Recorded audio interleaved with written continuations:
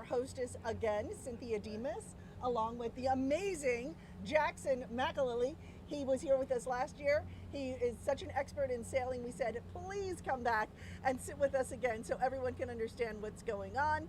And so here he is again. He is our expert. I've got the questions. He's got the answers. So let's just do a little bit of your background so everybody understands, where you're coming from. You've sailed in the Orange Bowl Regatta for years. A long time. So I'm Jackson. I've born and raised here in Miami, and I've been a part of Orange Bowl seemingly my whole life. I've sailed in the Opti 5 times, in the Laser Ilka class 4 times, and this is now my 3rd year in production. So over a decade of Orange Bowl, and I keep coming back for more. So really great to be here. Okay, just your first decade. Yeah. We're going to see many more decades out of Mr. McAlilly here. Okay, let's catch you up on what's going on, and then we're going to talk sailing. Right now, what's happening is nothing. Yeah. Explain, Jackson. So basically right now, the wind has not been cooperating. If you can see behind us, there's really not much at all. We have a few competing weather systems that have been canceling out the wind in the bay, but we're expecting that it'll fill in at some point this afternoon. So we're in a bit of a holding pattern. Most fleets are on shore, waiting till around 2 p.m., which is when we expect the wind to fill in, but just keeping eyes on the breeze, eyes on the weather, and hoping for the best in the near future. And when you sail, we were talking about this a little earlier, you're part sailor, but you're also part meteorologist, right? So that's something you learn along the way. So break it down a little more technically, what's happening with the weather and the reason we have such calm weather right now. Totally. So on a day like today, traditionally, when the lane heats up, you expect the sea breeze to come in, which in Biscayne Bay is from the east-northeast. But this morning, as you might have noticed, is a little cooler, and we had a westerly coming off the shore. And when you have that in the morning, it means that the sea breeze now has to fight a different direction of breeze. And when they meet in the middle, it just totally dies out. So ideally, as the land heats up more, we'll have the sea breeze overpower that land breeze, and then the sea breeze will fill in completely throughout the bay. But I think the cooler morning kind of hurt us, but I think as we have a really sunny day, as the land heats up more, it'll encourage the sea breeze to fill in the afternoon. But it really depends. I mean, I've seen days where it fills in rapidly, and I've seen days where the land breeze holds all together throughout the whole day, and I've seen days where nothing happens at all. So, and they all look the same. So it really is a waiting game. And at a certain point, you do your homework, you try and be prepared, but you cannot predict the weather. And that's really one of the beautiful things about our sport, is that you're really dependent on nature, and you need to stay in tune with it and just stay as informed as you can. So we're hearing 11 a.m., then we're hearing 2 p.m. What are these times all about? So what happens is that right now, we don't want to have all the kids on the water all day. It's hot. We don't want them to be dehydrated, so it's better to stay on land in the shade where you can have water. But it's a big operation to get boats in and out of the land. So what we try and do is when we bring people back inside, we give them a nice time frame so that they're prepared. They have time to maybe get food, relax, and then know when to be prepared to come back out. So right now we're shooting for 2 p.m., but that could change. That could change if the wind changes. But in this holding pattern, it's really important to stay ready at all times. I always say, stay ready so you don't have to get ready. And just be prepared. Okay, and so just so you know what our plan is, because we're just kind of flying by the seat of our pants here as we wait for everything to come to fruition. What we're going to do is we're going to stick with you for a little bit here, talk a little bit about what you can expect for the day. Then what we'll do is we will take a break until the races actually begin and probably come back on around, I don't know, around 2 o'clock. But stick with us right now because we do have a lot of information to give you. Especially, I always like to talk to, the grandparents who are watching from, other countries and things like that. So let's start at the very beginning. It's a very fun place to start. First of all, Jackson, who sails also at the University of Pennsylvania, right? You said that. And his sister is going to be sailing at Stanford. At Stanford. So this is like a family sailing success story right here. There is college night tonight, right? Tell me about what that is. There is. So, I mean, one of the great things of sailing is that it's a great tool to get into a university that you've always dreamt of going to. Mm-hmm. And that first starts out with conversations with coaches, but also people on the team. So college night tonight is for juniors and seniors on high school. And it's a great opportunity to go and meet people who are on the team, talk to coaches, get a conversation started, and it's a lot of fun. So I'll be there if you want to come check it out.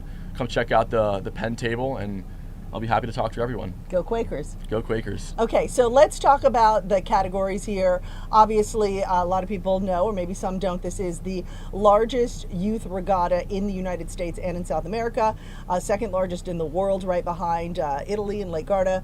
So here, what do we do? What are our classes, and what does that mean? Should we start with the youngest, Green Fleet? Totally. So the youngest class is the Green Fleet. These are beginners, usually below the age of 10. and people who are new to the sport, just getting started. A lot of excitement there, and they got in a couple races yesterday, and they're still on land right now. Then moving up, we have the red, white, and blue class, which is also in the Optimist, and these are people who are usually between the ages of 9 and 15, but people who are more experienced but still new to the sport and really learning to love it. But it is very competitive, and we have a lot of international sailors coming in from all around the world to sail in the red, white, and blue fleet. And then above that, we have two classes that are of the same age group, which is the laser class, which is more now formally known as the ILCA class. Within that, there are 4 boats, which is the ILCA 4, pull the same boat, but different sails. So they're designed for people who are of different sizes, so have different sail areas. And these are traditionally people in high school. And then we have the C420 class, which is short for the Club 420, which is, I'd say, the most technical of the different classes because it includes a mainsail, a spinnaker, and also a jib. And these are also a two-person boat. But again, also for people in high school. But what's great is that there's a great diversity of classes here, people from all across the country in all different boats, and they all come to Miami to spend their holidays and enjoy sailing. So what's it like when you're a sailor out there on the water and then you can't sail? You know, it's frustrating. Sometimes it's fun because you get to swim around and be with your friends, but it's definitely frustrating. For me, the part I despise the most in sailing is when you're waiting around because you get ready, prepare, you're excited, all your nerves are built up, you're ready to go, and then you have to just hold and wait, and it can take all day. We saw yesterday a long day. Today will probably be a long day as well, and it's important to stay in the game, but it's hard and it's frustrating, and you really want to go sailing, but you just have faith in the race committee and the club, and they're doing their best, and we know we have 4 days ahead of us. So just gotta keep fingers crossed, and I'm sure it will happen at some point. Hurry up and wait. Explain to us the point system and how it works. Yeah, so you'll do many races throughout the regatta, usually around between 2 and 4 a day, and you race in a race where you start in a start line, you'll go around a course, finish through a finish line, and you're scored in the order of you finished. And the way the scoring works is whatever position you finish in is the amount of points you get. So for example, if you finish in 3rd in a race, you'll get 3 points added to your score sheet, 4th, 4 points, etc.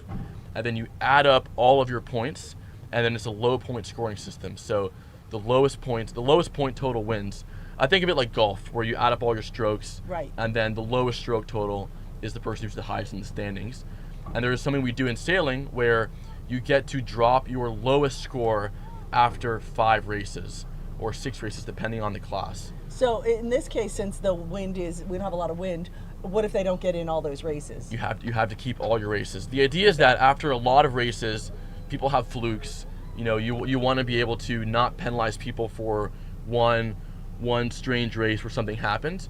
But when it is a shorter regatta with less races, you need all the points. So every point counts, and for the scoring, you need to keep as many as you can to make it fair. Okay.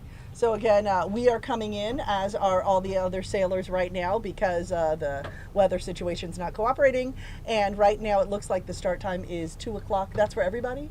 Everybody for 2 o'clock? Everyone.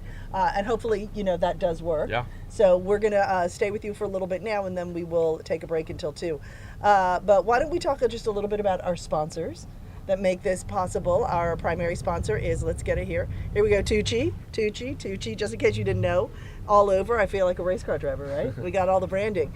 We were lucky enough to actually go to the TUUCI plant. They create shade, is what they say. Major beautiful umbrellas, furniture now. We had a chance to speak with the creator and founder of TUUCI, the CEO, Dugan Clark, and his incoming president, who will take place next week. She was lovely as well. So go ahead and we'll show you that interview, and we'll be back on the back end. Take a look at what they had to say.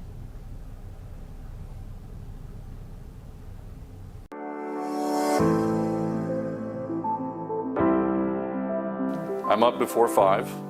My laptop's on all the time. I'm a research junkie. I don't read books because I read research reports all the time, or financials. I've got this channel of experts that I listen to, geopolitical experts, folks that are working for think tanks, economists, strategists, very competitive. I want to beat the markets. I want to grow these portfolios well in excess of what they could do at other firms. But the only way you can do that is spend the bulk of your time connecting dots. He who can connect the dots the best can add the most value. And it's not about adding the most value today. It's about adding the most value over 1, 3, 5, 10-year time horizons. And if we do that, we manage the portfolios on a consistent basis, tweaking things here and there. I'm always checking to see how my portfolios are reacting to certain events. Spikes in interest rates, drops in oil prices, spikes in currencies versus the US dollar, small caps outperforming large caps, tech doing well, utilities doing well. And what does that mean? What is our portfolio? How's it reacting to that? I spend a tremendous amount of my time analyzing all aspects of the markets. Top down from macroeconomics, from bottoms up from companies and what the managements are saying. I spend a tremendous amount of time reading earnings releases and listening to earnings calls and so on and so forth. Hearing what the companies are saying on the ground. Reading survey work to see what's actually happening today. When we started the business, our objective out of the gates was to create a boutique investment environment. And so responsiveness is key. So if you reach out to us, you get an answer back. Probably within minutes, actually, because we're pretty much working 24/7 all the time anyway. We spend a lot of time up front with our clients, trying to help them discern what it is they're trying to do. My background is about 15 years on Wall Street, so I did not start by managing retail investor money. I was running funds, I was an equity analyst in Asia, I ran a hedge fund in the Bahamas for Templeton. I've been thinking of being able to use my institutional background to manage money in a lot better fashion, I should say, relative to other advisors that are out there. Most of these competitors out there, I guess you'd say, were not trained in high-level finance. I manage my money alongside of my clients. I don't think a lot of advisors can say that. They can kind of say that maybe, but because our portfolios are all similar, all of my liquid net worth is invested in the same portfolios. So, when I'm trading, when I'm adding a position, building a position, making a transition in portfolios, it's happening in my own portfolios, point for point alongside my clients. When it comes to getting into the real nitty-gritty of law changes and the impacts on people, we bring in experts. We've got trust and estate attorneys to work with, CPAs to work with, business restructuring people that we can work with. We'll bring those to bear when it makes sense to do so. When I'm not working, I'm working.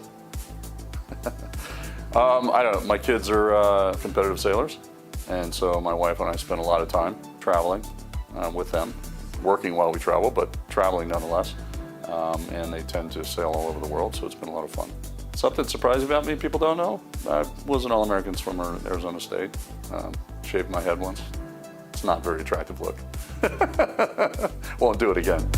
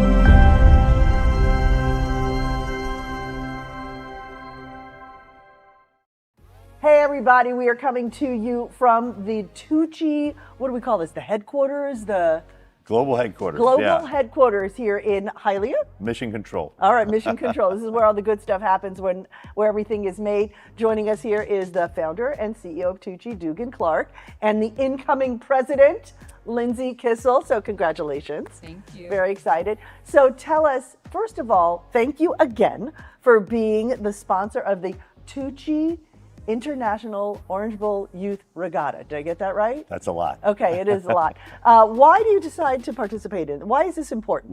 It's a South Florida event.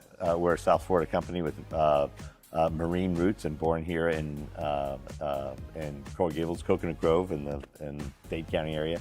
But we're just so happy to support sailing on the water, lifestyles next to the water, youth sailing, and anything that gets kids on, under, above our bay and the ocean lifestyle. Spreading the love of the water. Yeah. And tell me just, I know we interview Dugan every year because he's been a multi-year sponsor here of the regatta. So we're so happy to have you here, Lindsay. Tell me just about what TUUCI is for those who don't know. Well, TUUCI is an incredible company where we focus on building, manufacturing, designing, engineering, outdoor shade equipment, and outdoor furniture. We have been around for 28 years, and so we've kind of seen this evolution of products come from very small products to very large products, and now we're sitting on our most recent product, our Canyon Crew dining chair. So let's pick it up right there. It's like the heaviest chair. It's built for, I mean, you can put this on any big ship. It's not going to slide or anything.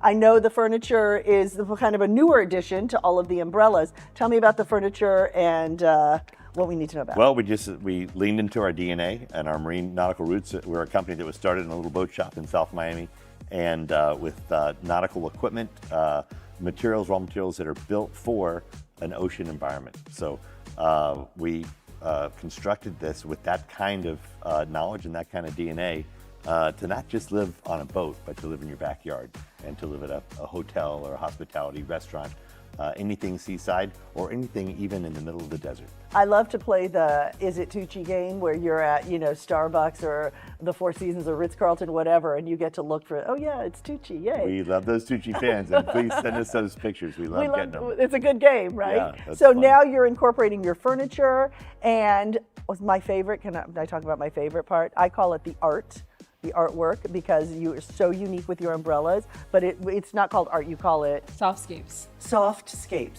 So tell me about that, because there's a lot of that going on and it's so unique and beautiful. Oh, well, Softscapes we just recently launched, and I feel like it's kind of a personal pet project for me, but also has been very well received out there in the environment, and our customers are really drawn to it. And what it is you basically have an opportunity to screen print or print on the underside or top side of an umbrella and really create a piece of art and make it your own. So it's beautiful, and just highly recommend adding a softscape to any of your outdoor shade products. It kind of gives an umbrella and the shade an interior feel. So you're creating a little room outside, and our rooms have grown. Those umbrellas that just cover like a little table and chairs now cover an entire deep seating group, up to 24-foot square, and you can put wallpaper inside. You can light them, indirect ambient lighting.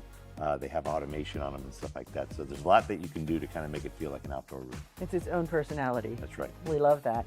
Now, tell me about the importance of the company here in TUUCI and what it means for Miami, because it is, you always say you are born in Miami. Your biggest showroom, your biggest plant is in Miami. Where else are you? And tell me about what it does for our community. Well, we are a company that is 550 strong here in Dade County, and in 2 different locations. And so we're a large employer, and we employ every bit of the economy here, from engineering and administration, IT, industrial design, marketing, you name it, we've got it here. We have internships actually with both high school and college kids. Nice. That come through and can kind of do a rotation and get a little bit of the flavor of what the total economy represents, from manufacturing outside and drilling, milling, engineering, and working with your hands, all the way through to the creative parts of our business and photography, graphic design, things like that. So you're going to have every sailor now looking for an internship. we'll bring them on. We Hey, love Mr. it. Clark, I'd like to work at your place too. They bring a wonderful, heartbeat to the company. And that's so nice. I actually did ask Dugan one time about my niece might need an internship. He's like, the answer is yes. So that's always nice to hear. You're always so supportive of all the kids here and everything. So brag a little bit about your incoming president. Tell me about her. Well, she has been a right hand for me for 13 years, going on 14 years, and started in sales. We met through mutual friends here in South Florida, which a lot of the company comes from different contacts, personal contacts. But started in sales and then sales management, worked her way into product development and running our product development for the last 5 years, which has seen an explosion of new stuff from furniture to planters to space making items, the explosion of products that we have in umbrellas and even shelter. We make pergolas and cabanas, and so we've expanded our capabilities and the design of what we're doing in 3 distinct categories now to kind of become more of an outdoor lifestyle company and outdoor lifestyle brand. So Lindsay's been at the helm of that, and we're keeping her busy. I'm just hoping that I can hang on to her coattails at this point. But all of the success we've had there and with her teams and have resulted in her ascending to now to become the president of the company. Woo! I love the female president. You hear some work going on behind us here. That's good. That means right on cue. Making stuff. That means we're making stuff. I That's know, right. that's music to our ears here, because it means that the work is happening here. So what now, Madam President, what is next? What's the plan? Give me the 5-year, and hopefully the Orange Bowl is a part of it. Well, I think Orange Bowl will certainly be a part of it. I think we really love that sponsorship. Obviously, being close to the water, close to our roots is really important to us, and giving back to that community and kind of understanding how kids get involved in sailing and introducing them to that. But for the company, we've got a long road ahead of us. And as far as opportunities that are right at our doorstep, we're just trying to make good on all of them right now and take advantage of all of these things that are kind of coming up. The launching of furniture, launching of softscapes, launching of a number of new umbrellas, new cabanas, new pergolas. We've got a lot cooking. And so I'm happy to kind of continue on all of that trend and kind of ride that wave as we bring new exciting things to market. And we are at the headquarters here, as we said, in Miami-Dade County, but you also have major plants where? Just so we know. We have a very large facility in Vietnam. It's about half the size of what we do here. We do about 15% of our global production out of that facility, wholly owned and operated, about 100 people strong there. And then we've got 25 people in a wholly owned subsidiary for mostly distribution and some light manufacturing in the Netherlands. Mm-hmm. So we are, we are a global organization. We lean into our South Florida roots, the DNA of who we are here. But the sun shines all over the world, as it turns out. So we like putting our products where the sun shines and where people want some comfort. Right. So yeah. And tell me about, you have a TUUCI sailing team. What do you do in that space? So that's our M32 program, and that's a specific class of boat, a catamaran, very fast, very agile. And we were really pleased this summer. It's the regattas travel between Italy, South Florida here in Dade County, out of Shake a Leg Sailing Center that we support as well, and Rhode Island, or Newport. So last summer we won the North American Championship for that class of boats, which was great. And we just competed for the World Championship here, which just passed just before Thanksgiving, and we got second place, which we're thrilled about doing. It's a really great group of sailors. It's a great, the M32 team and manufacturing partners there that make the boats and they're so supportive of that class, obviously. And it's just it's a nice extension of what we do. We can get our clients, our crew members here involved in it, take them out for rides, bring them close to sailing, and get to have an idea of what we do, what the roots are, what marine rigging is, and that boat and that vehicle conveys that very well. Very fun. Well, we know everyone's having a great time on the water. Hopefully the weather's going to hold out. Last year was a little bit of everything. So thank you so much for allowing us to come in here and have a conversation with you, and also for supporting the Orange Bowl Regatta every year. It wouldn't be the same without you. Thank you for bringing us into the TUUCI world and sharing everything you have with us. Thank you for being here, and we appreciate it. Thanks, guys.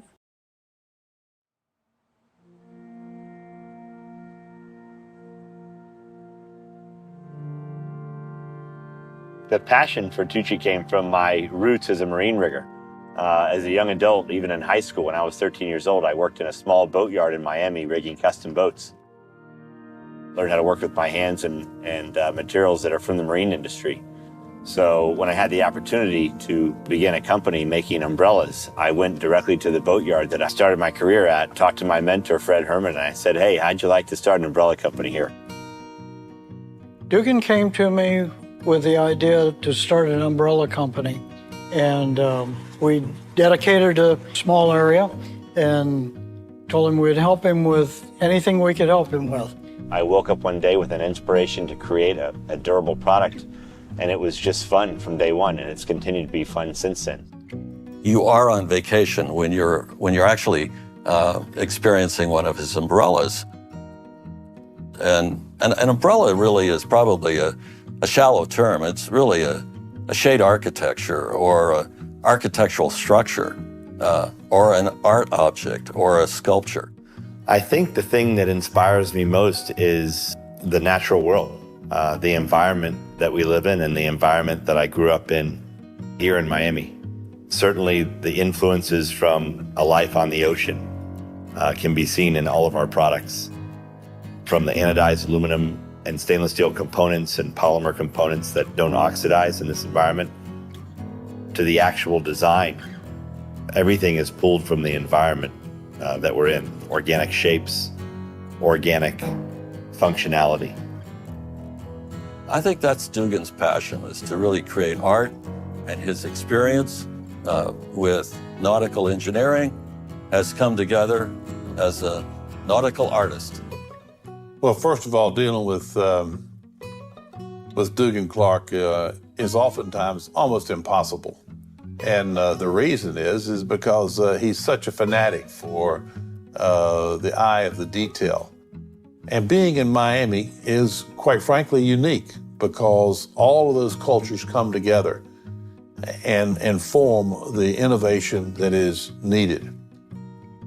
Every dealer, every rep that we have around the world is a reflection of our culture, and we are a reflection of their personal culture. It's a very symbiotic relationship.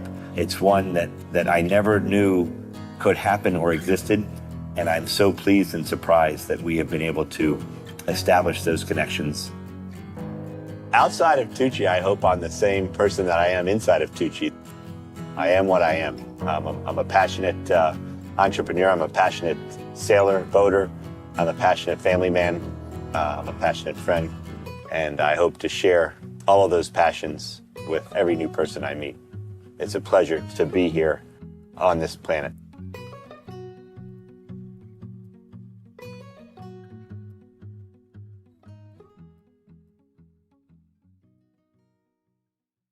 And we just wanted you to hear from a few of our sponsors who make this possible and participate in such a wonderful way. And so we say thank you to them and so many of our other sponsors who are making the regatta possible this year, 2025. So we just want to catch you up. I'm Cynthia Demas alongside Jackson McAlilly, and we are on a delay. What's our plan, Jackson? Plans, we're in a holding pattern now. Racing is planned to resume around 2 p.m., but still TBD on the wind. Our plans to be back on the air around 1:30, so you can tune in back then, and we'll get you all the updates. Yep, so we're just going to take a bit of a long break, a 4-hour break, is it? And we'll come back around 1:30, and hopefully the winds will be strong enough that we'll get some good sailing. What do you think? Is it going to happen?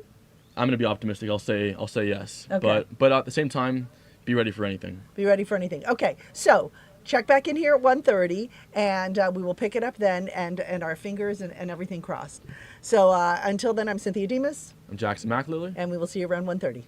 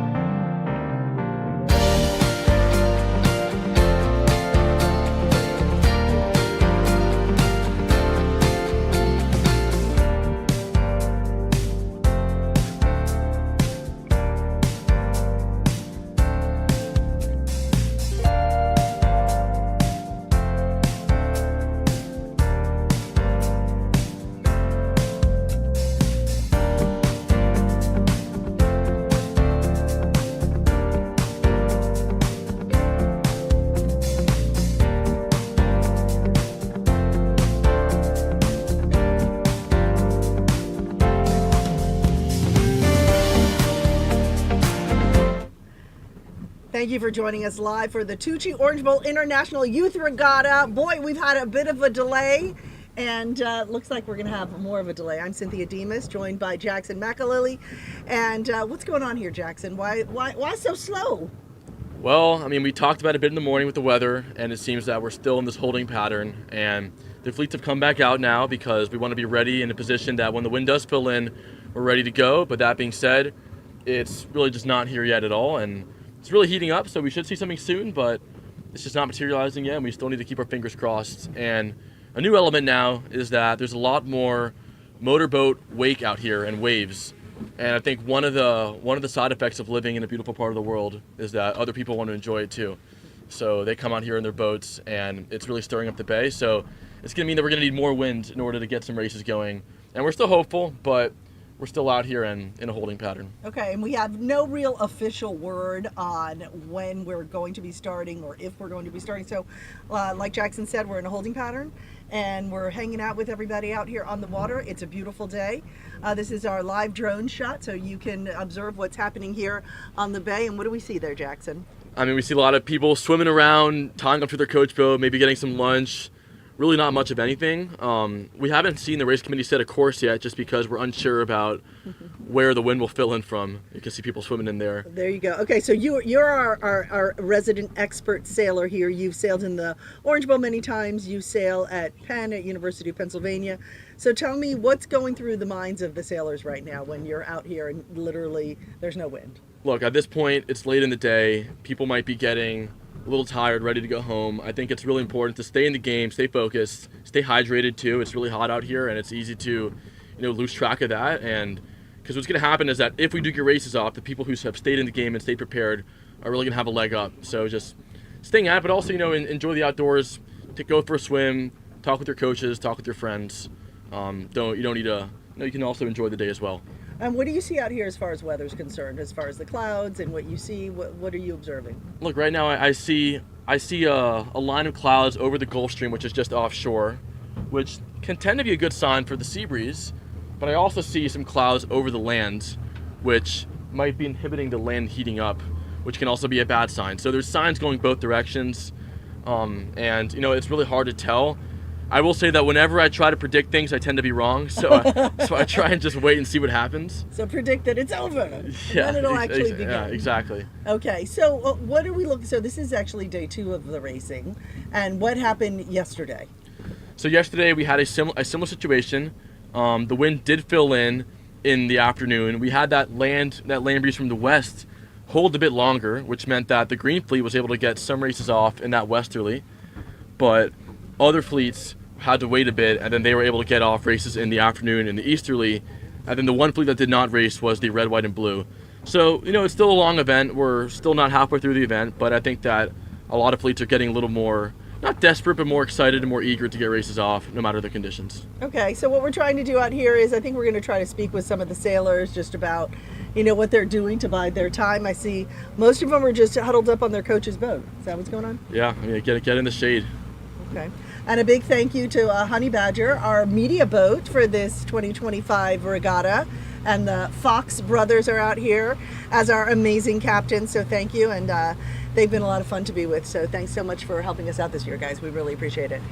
Okay, so we are getting ready now. What course is this? What are we on? Fill everybody in. So we're on the C420 course, the Club 420. These are probably sailors between the ages of, say, like 14 and 18.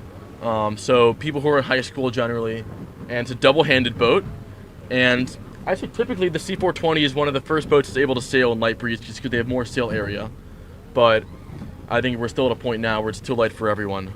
Okay. But you can see they're all kind of just floating around. The race committee's anchored, but there's no course set or anything yet, just because we don't have a solid wind direction yet to base our bearing off of. So we're still just hanging around the committee area. So I think even if you came here from out of town, I mean, you're not complaining about the weather. This is some Chamber of Commerce weather that we're experiencing. Yeah, I mean, it's great. I mean, I recall last year when it was windy and wavy and rainy and, it was much sportier conditions, but I'll say we were getting tossed around on the boat, so. I remember. Yeah, it's literally different experience. Sliding back and forth, so this is totally, you just don't know what the weather's going to bring. You never do. It's a gorgeous day, especially a lot of our friends here from other countries and from the north the Northeast, so we know they're happy to be here in this incredible weather. We're coming up on some of the boats here with some of the sailors, and we're going to see if they want to have a bit of a chat with us. Tell us what they're thinking, and hopefully they're still remaining optimistic. We're going to wait a couple minutes, and we're going to get over to them till we can get in a good position where we're able to speak to them. Now, what do you sail at school? So Jackson? at Penn we sail 420s as well. Okay, so But this exact boat. It's different. So it's a collegiate 420. Okay. So the hull is the same, but the rigging is different, where there's no trapeze wire and there is no spinnaker. Okay. So it's meant to make the boat a lot simpler, easier to sail, more accessible for newer sailors. Because realistically, this boat is pretty technical and it can be hard for people to jump in right away. Okay.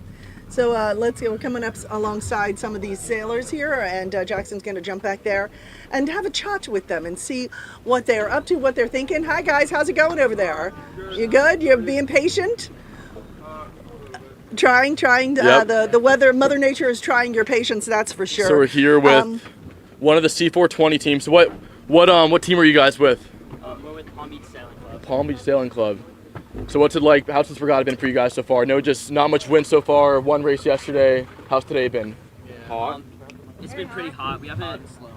Not much has gone on today. We had a postponement on shore up until about 11:30, and then now we're just out here waiting for more wind to show up to see if we can get a race in before the end of the day.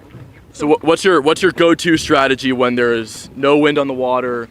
How do you keep busy? How do you stay in the game? Walk me through that. So when there's no wind and we're just waiting for a race to start, we just try to make the most of it. We keep drinking water, eat food, we just try to stay hydrated and just be prepared to get going if we do end up having to do a race. So what's your go-to regatta snack during the day? Beef sticks. Beef sticks. Yeah.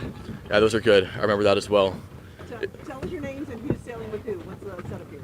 I'm Zane and I'm skippering for Lath. I'm Cruz and I'm skippering for Mosher. I'm Cameron. I'm skippering for Clara. Pass the microphone. You guys can pass the microphone around if you want to get everyone in. I'm Cameron and I'm a skipper for Clara. Walk. And I'm Ola and I'm a skipper for Sebastian. Nice. So one of you guys walk us through a little bit like the skipper and crew dynamic in this breeze. How does that differ from when it's light wind versus when it's windy? When the wind's light, really you want to have your weight forward to like reduce drag in the water, and you want to keep the boat flat with a little bit of heel, also reduce drag, and just like keep the boat moving. You don't want to over trim, point too high, or stall or anything. Nice. And did either of you sail Optis here? I'm curious, at the Orange Bowl before? So maybe why don't we'll pass the mic over to you. Remind me of your name again. I'm Ola. Ola, so tell me a little bit about the transition of doing Optis in the Orange Bowl to now the C420.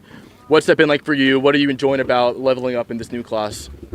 Well, I feel like in the Opti, when I was doing Orange Bowl last time, just like, at least it was way more like crowded, and if you get what I mean. And also like, we went through basically the same thing last time I competed in Orange Bowl. There was not much wind and we had an AP as well.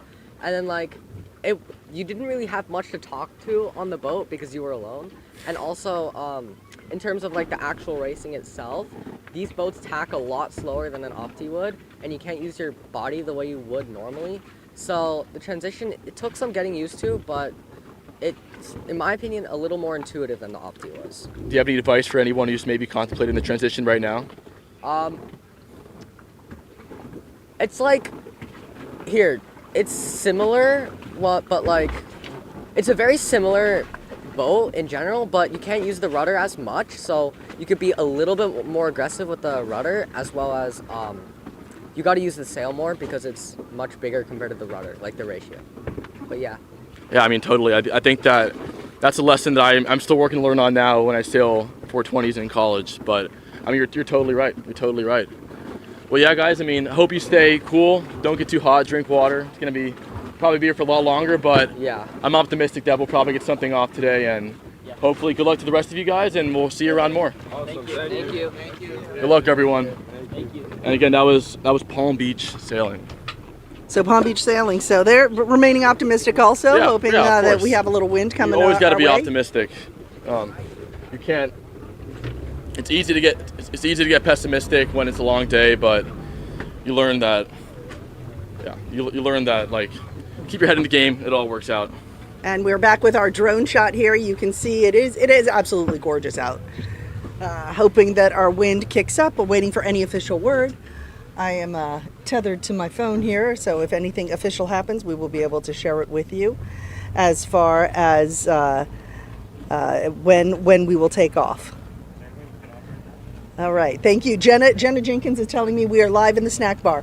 Hey, Great. You know what I'm going to do? I'm going to get on the YouTube stream, and I'm going to put my glasses on so I can see a little bit better. And then anyone who has any questions, comments, thoughts, concerns, or anything you would like Jackson to answer or talk about, you just let us know. So I'm logging right on here with you guys.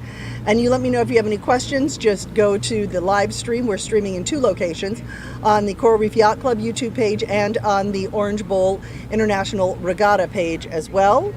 Oh, and if you have any questions, just go ahead and put it here in the chat, and then we will be able to answer any questions that you have for us. In the meantime, we're kind of moseying around out here on a beautiful, beautiful South Florida day, and we're gonna go up to another boat with kids kind of chilling out and hunkered down and find out what they're thinking about, strategy is. So what does tomorrow look like as far as weather? Have you looked at that? Look, it looks a lot better. Okay. And one of the reasons why we've had this light wind so far is that there is a cold front a little bit north of us that's been affecting the breeze down here, but it's slowly making its way further south, and we're expecting to see the first bands of it tomorrow. So we should have some good wind tomorrow. It might be in the afternoon, but I was seeing stuff over 10 knots, and then Tuesday should be really nice. Okay. So we're gonna hope for today, but also have faith that tomorrow will be pretty nice, and the day after as well. And the day after that. Right, so this is day 2 of the regatta here. So day 2, a little slower than we'd like to see, and hopefully day 3 brings us a little bit of wind. I'm checking in on our stream here to see if we have any questions from anybody. I know Jenna at the snack bar, hey girl, she's always throwing us some good questions, so don't stop. Who do we have over here? We have some folks here hollering over to They're up here us, so we're behind going to us. go and find out who they are with. Can you tell on the side of their boat who they're with there, Jackson? Can't tell yet, but I'm sure I'll find out soon. Okay. So how do you mentally kind of keep your head in the game when this is going on? I try and just drink a lot of water, just focus on the eating, staying energized. I feel like that tends to help me out and stay focused, because it is easy to get distracted. Almost sounded like they were singing. They Maybe seem- that's they part seem of the excited. strategy. They seem more excited than we are. Okay. All right, let's go check headed it on out back. and see who these. We're coming up to another boat here with a bunch of kids just hanging out and passing the time. All right. And trying to keep their head in the game. Looks like they're snacking and enjoying. And Jackson's headed over there Okay. to see what's going on. So what team am I with? CGSC. This is with CGSC. CGSC. Hold on, I'm Okay, going we're to give getting you a their secondary microphone microphone, over guys. All right. So tell me your name. Tell me where you're from. My name is John Keith Pelt, and as in what city? Sure. Miami. Miami. Here. So what's it like having one of the biggest regattas in the world here in your backyard? It's weird since it's right here. Since it's easy for me to get here, and I get to experience these amazing opportunities. Yeah, I fully agree. I'm from here as well, and I always love being here. I've been here for so long and keep coming back for more. So it's been a long day today and long day yesterday. What do you guys try and do to stay focused during a day like this where it's hot, there's no wind, you're just bobbing around? How do you stay in the game? Drink a lot of water. Yeah, totally. It's easy to get dehydrated. How do you are you guys constantly monitoring the winds? What's the conversation like within the coaches in the boat? How are you staying dialed into the racing? We're mostly hoping that there's not racing right now because we're having fun right now. But besides that, you do? Then you can talk. Take the microphone. Take the microphone. So what's your name? My name's Frederick. I'm from Miami, Florida.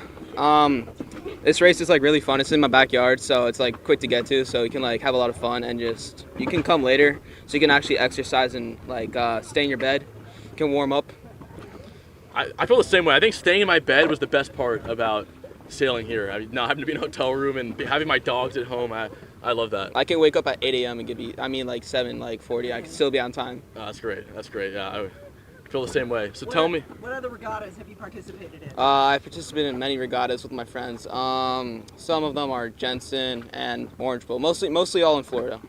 So what's your favorite place to sail then, of everywhere you've been? Ooh. Miami. Miami? Why? Why so? I've been here so from being long. at home.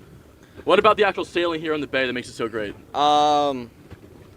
There's a lot of different conditions out here, so you have like fast boats coming by, so they give you a lot of chops, so you can like work on your skills. And then you have a lot of windy days, and then you have other days where it's not that windy, so there's a lot of things you could do here. Nice. Are you a skipper or a crew? I'm a skipper, my crew over there. Can we get your crew over here?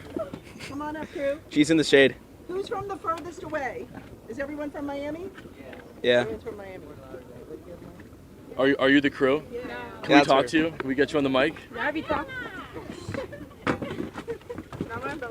Yeah. So tell me your name. Where I'm you're from. Ava, and I'm from Miami. So Ava, what's it like crewing for Frederick here? It's good. It's Yeah? good. Very exciting. Yeah. What do you think is the most important part about having a good skipper and crew pairing in the boat? I think it's definitely communication and not getting mad at each other when something goes wrong and not putting the blame on anybody. You know, taking accountability. Yeah, I totally agree with you. I think that's the biggest part because you're one unit in the boat. Right. And you really gotta make that important. So have you sailed Opties before at all, or is this your first Orange Bowl or one of your first ones? This is my first Orange Bowl. So what's it like doing your first Orange Bowl? There hasn't been much racing, but it's been exciting. There's a lot of people, and you get to meet a lot of new people. Totally. So why sailing? And sailing's not a very common sport. I know being in Miami, No. people do it, but what got you into it? I was going to a row originally, and then last year I decided that, some of my friends I had met at school, they said that they sailed, and I had no idea that was, a big thing here. But then I, signed up by Miami Yacht Club and then continued from there. Nice. Have any of you guys thought about maybe sailing after high school, maybe in college, in that process? I mean, maybe. I'm not sure yet. I still have a couple years to go. Yeah, fair enough. Well, I would encourage all of you, if you're a junior or senior, tonight is the college night over at Kennedy Park next to Corey Yacht Club, and there's going to be a lot of different coaches from different schools and different teammates you can speak to and learn about that process. So I think that'd be a great opportunity. I think now we have our coach here. So Coach, why don't you introduce yourself and tell us where you're from and a little bit about your experience with this regatta so far. Hello, I'm Justin Loudon. I'm the coach for Coconut Grove Sailing Club from Miami. And I don't know, it's a good regatta. We're a new team at Coconut Grove, and last Orange Bowl we had 2 boats. Now we're up to 5, so growing, and we hope there's going to be some more wind out here after training this whole week and some breeze. But I don't know, I think it's nice, all of us hanging out here.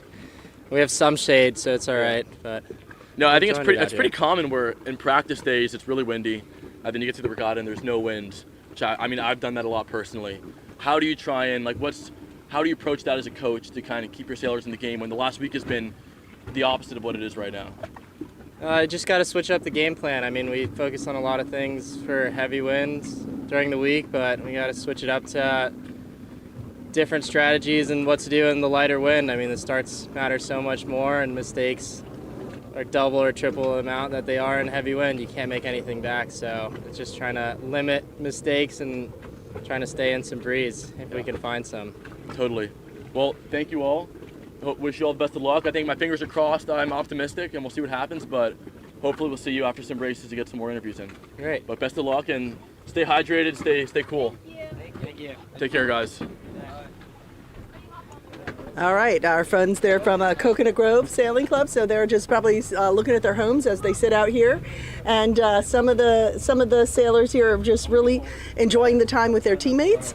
We have a great drone shot here for you to enjoy, and you can see how incredibly still it is out here. But everybody's very optimistic. Everybody's still having a good time. Yeah, I mean, it's really easy to get roped into the idea that we're not racing, whatever. I always remember, I'm on a boat right now in Miami. I'm happy to be here. Not many people get to spend this much time in a beautiful place of the world on the water, and just be grateful, and I'm loving it. It is. It's beautiful out here. And at what point, I know that there's college night tonight, so we won't stay out here super late tonight. What do you think?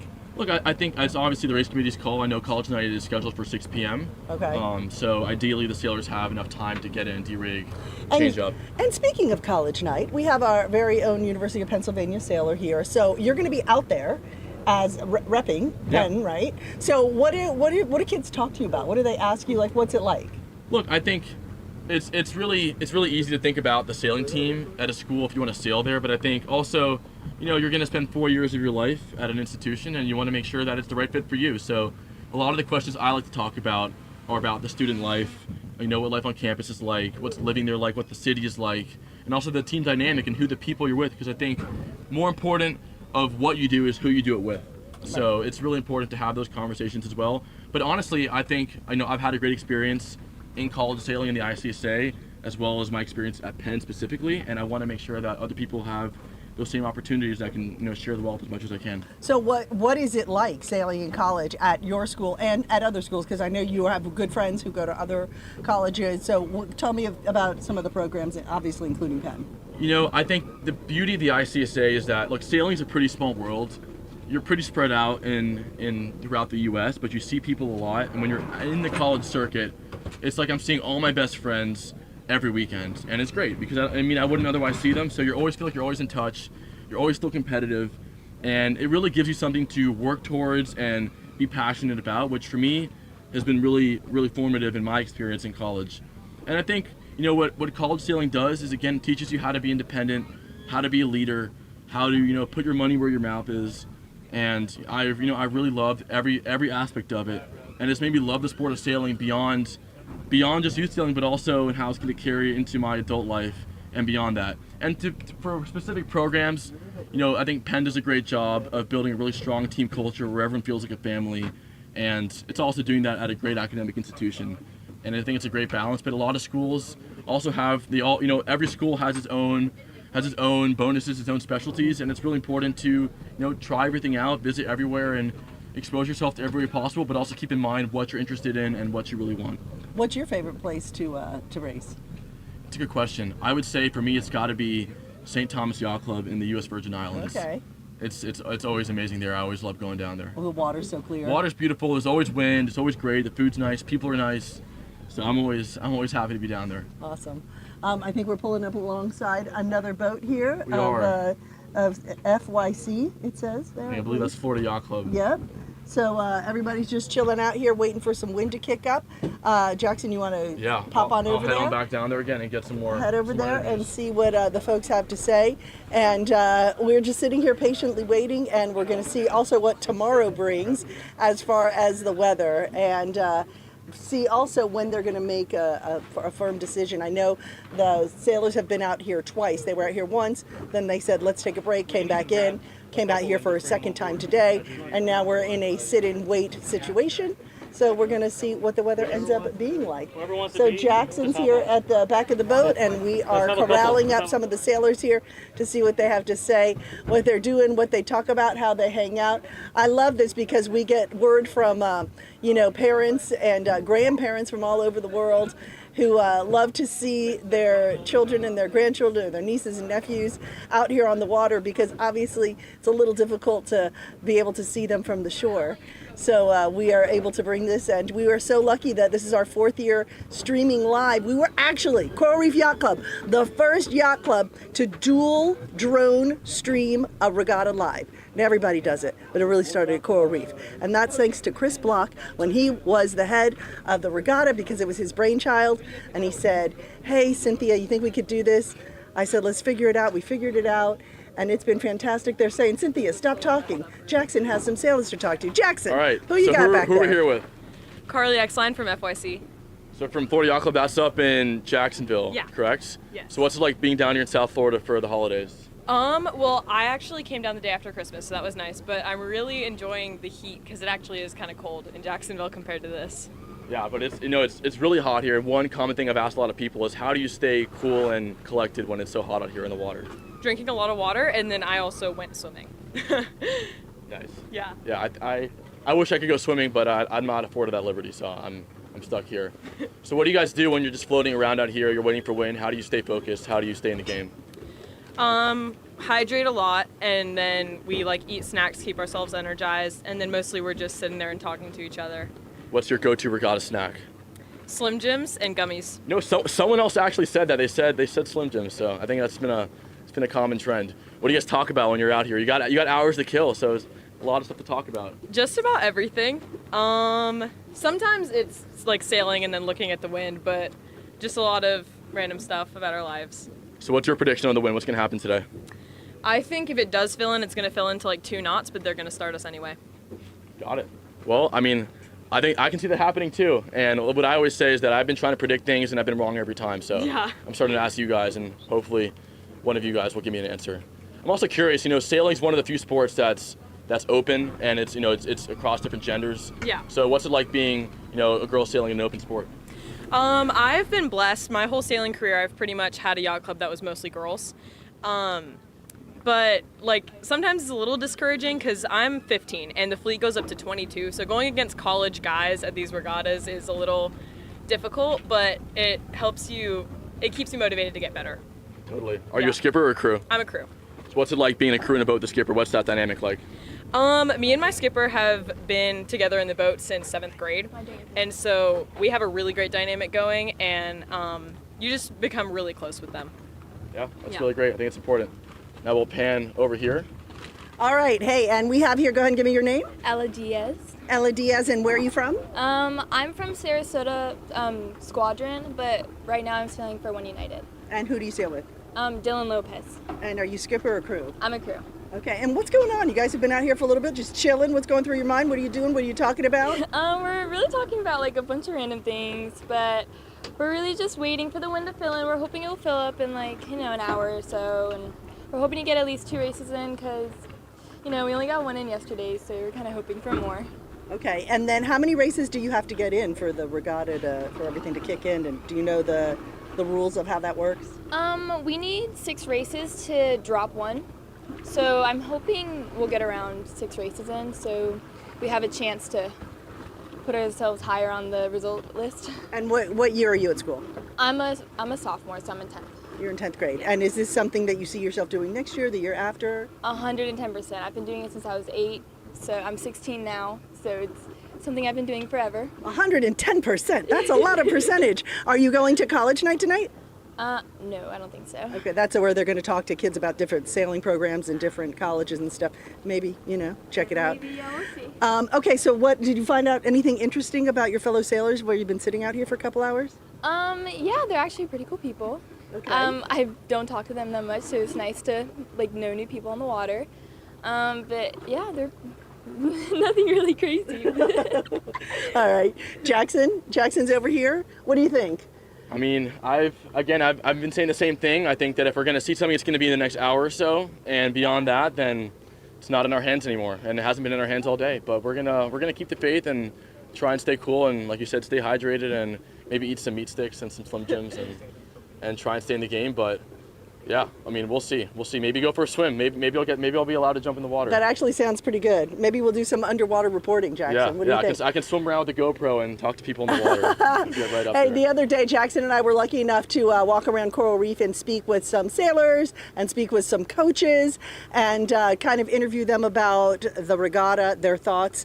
And here's what they had to say. Okay, and I am here with Audrey, right? Yes. So Audrey, where are you from? I'm from Texas, but I moved here a year ago. How do you like living in Miami compared to Texas? I like it a lot. Yeah. Is this your first Orange Bowl, or have you done a few so far? I've done a few. What do you think makes Orange Bowl such a great regatta? Why do you keep coming back for more? The community, the club, very good, organized, good win. Yeah, that's great. How do you like Miami so far, though? I mean, is sailing here a lot better than Texas, or you think Texas is better? I love here. The water's beautiful. The wind's always good. Consistent shifts. It's really good. How is Coach Amari as a coach? He's good until he gets mad. When he gets mad, he gets really mad, but he's an amazing coach. I've learned a lot from him. Yeah, I remember those moments as well. Yeah, and they're, when you're over. Yeah, exactly. Well, great meeting you, Audrey. Best of luck tomorrow, and hopefully see you around more. Yeah, you too. Bye. So I'm here with Morgan, right? Mm-hmm. So where are you from, Morgan? I sail Coral Reef. I'm from Annapolis, Maryland. From Annapolis. So what's it like being down here in the warm weather for the winter? It's nice. It's nice, yeah. Yeah. So is it your first Orange Bowl, or have you done a few so far? I've done Orange Bowl back in Greenfleet a while ago, but my first one in 3 years, so excited.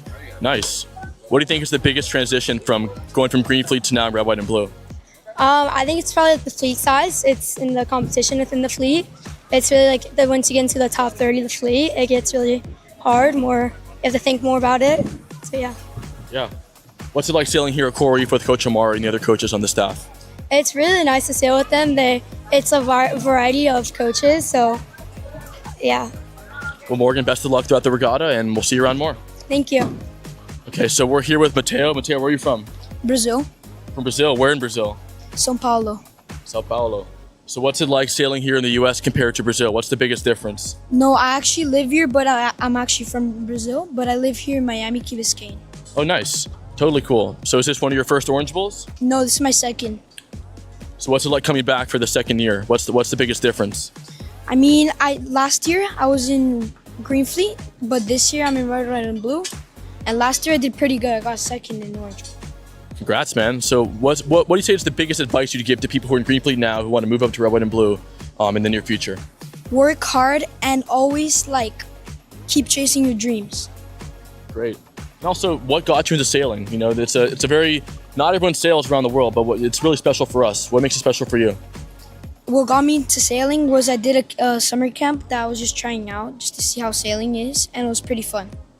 That's great. Well, Mateo, best of luck. Hopefully we'll see you up in second place again, this time red, white, and blue. So best of luck. Thank you. All right. So here we are with Matthias. Matthias Urban, So where are you from, Matthias? Lake Geneva, Wisconsin, but I'm originally from Brazil. So what was the move from Brazil to Miami to Geneva? You know, it's a very, very different weather up there. Yeah, it's really cold up there, and I mean, I like it. I like the snow. Have you got into ice boating at all? Yeah, once with my dad. It's really fast. Yeah, it looks pretty scary for me. But so you've done a lot of Orange Bowls now, right? How many Orange Bowls have you done so far? 3. What's it like coming back for your third Orange Bowl? It's fun. I really like this regatta. Hopefully the forecast changes. I don't really like how the wind's supposed to be this regatta. What's your favorite type of wind? 10 to 15. Yeah, I think that was one of my favorites too. What would you say is the biggest piece of advice you have for someone who is maybe in Greenfleet now and is looking to move up to the red, white, and blue? They should really look at the older experienced sailors and see what they do to be up there top 10 in the fleet. Yeah, totally. Well, thank you, Matthias, and Yeah. best of luck, and hopefully we'll see you around more. Yeah. Okay, where are we, Jackson? So we're here in the chart room at Coral Reef. This is where all the sailors are getting registered for the events. So every sailor that comes to the event has come here, get all their information, sign all their waivers, and this is really the heart and soul of the event where everything operates out of.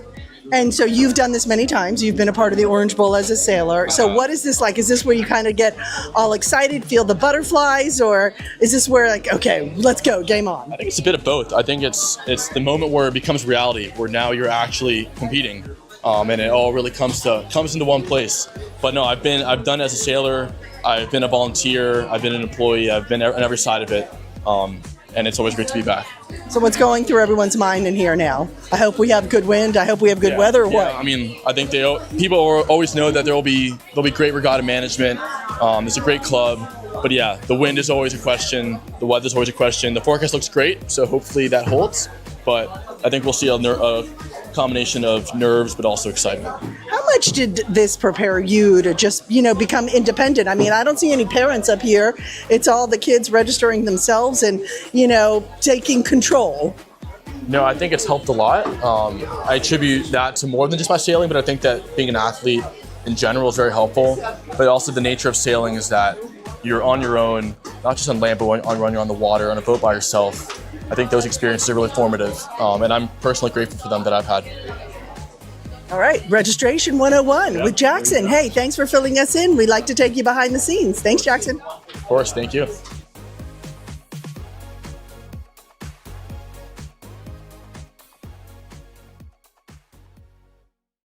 So I'm here with Maru Urban.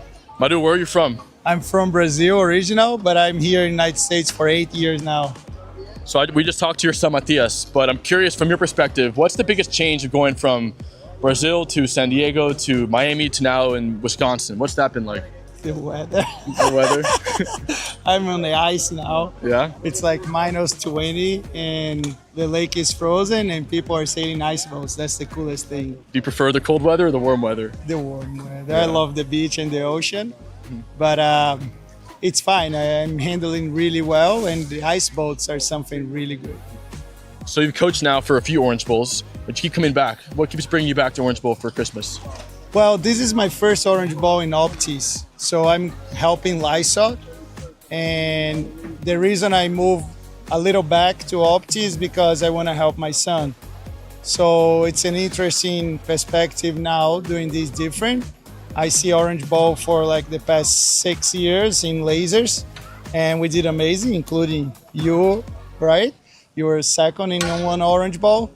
So yeah, it's just, I love Orange Bowl, you know.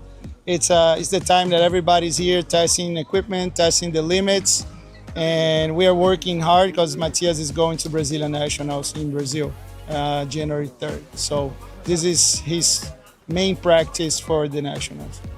That's really exciting. I'm curious, what's it like having, your son as one of your competitors? How's that made you a better coach, a better parent? What's that experience been like? Yeah, that has been a really challenge for both of us. We are working a lot to get together on this. It's not easy. So the recommendation is I do not coach him. So he's with Coconut Grove Sailing Club. Koki does a great job up there. And I handle him to Koki. But I'm looking from far. And then when we get back home, we talk a little bit. I give him some advice. Sometimes in Wisconsin, I coach him most of the time there. And I'm coaching him for Brazilian National. So we are trying to straighten this relationship that is really hard. It's hard to listen to dads. You don't listen to your dad, you listen more to me, and he is the same. It's just the relationship the way it is. Yeah. Well, thank you, Maru. Best of luck, and hopefully you enjoy the warm weather because you're going back to Wisconsin pretty soon. Have a good regatta. So, Coach Michael, how many Orange Bowls have you done so far? This is my 15 or 16, I think. I have the honor to be here. This will be started in 2007. So I just another one. And we are here just to serve the kids once again. It's not what we can get from them, or it's how we can make them better, building that confidence and leave an impact in these kids. Any kids that we can get a little bit of the fruits of what we have so much, it's for them whenever they leave, you go, wow, I did another Orange Bowl. Like you did. Look at you. I'm very proud that you continue coming, and you could choose do something better. After college, you worked very hard, and now look where you are now. Well, I'll say I've said with a lot of coaches, and you are easily the most inspiring one. And you always have kind words and words of wisdom. Where do you get it from? What's inspired you to inspire other people? I think it's called necessity. And I discovered that as a human being, when you can, I love to read. And I read many years ago, an important message is, I'm just gonna go and put it this way, very simple. If you plant a seed, any seed, apples, pineapples, rice, anything, what do you harvest? You're gonna harvest what you plant. So, and I believe that if you can, as a coach, as any human being, anything you do, once you plant that seed, that is what you're gonna harvest. And that's as always trying to do with these kids. And you're part of one of those there too. If I help one kid to believe that they can achieve anything in their life, I think we plant that seed of good, and then we will harvest the fruits. Like you're one of them too. We can walk around, yes, we can walk around and we can see hundreds of thousands of kids that we have planting that seed, but I cannot take all the honor. For me, the honor goes to your parents, but to God. He was the one who gave me that opportunity. Well, I can totally vouch for all that. I think it's really made an impact on my life. And I'll tell anyone watching, if you're a parent whose kid maybe is not sailing yet and they don't know where to start, this is where you need to start, right here. It's the place. So Well, I take the honor, but also the institution, you know, the club course. support, mom and dad support. You have to be grateful. Anything you do, you need to be grateful and always go back, like you do in Jackson and many of the kids who are going through our program here, going back to the foundation, which is that's the key of the values that you guys have. But we got 5 core values again, like I told you, it's respect, integrity, kindness, perseverance, peace, and love. If you can practice all this, you can change the world for the good and better every day. Thank you. Great. Well, thank you, Michael. Best of luck for the regatta. And You're welcome. Good seeing you around. We'll see I you around love you, more. man. Let's go. So I'm here with Coach Omari from Coral Reef Yacht Club. Omari, tell us a bit about yourself, where you're from, how many Orange Bowls you've done so far. Yeah, so I'm from Antigua and Barbuda, small island in the Caribbean.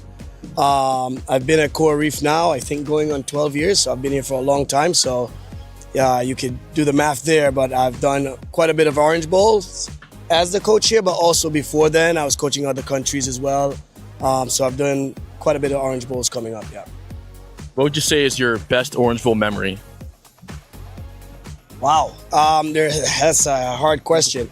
I mean, I'm very driven about the kids that are here are very competitive, and it's their home club. So usually when we have successful years in Orange Bowl is always very good for me because I get to celebrate because it's good for them, but it's also good for me as well.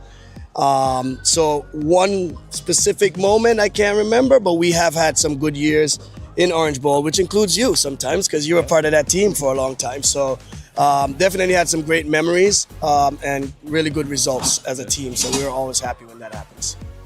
Yeah, I mean, and we're here in beautiful Miami as well. How do you think that sailing in Miami stacks up against other places in the world?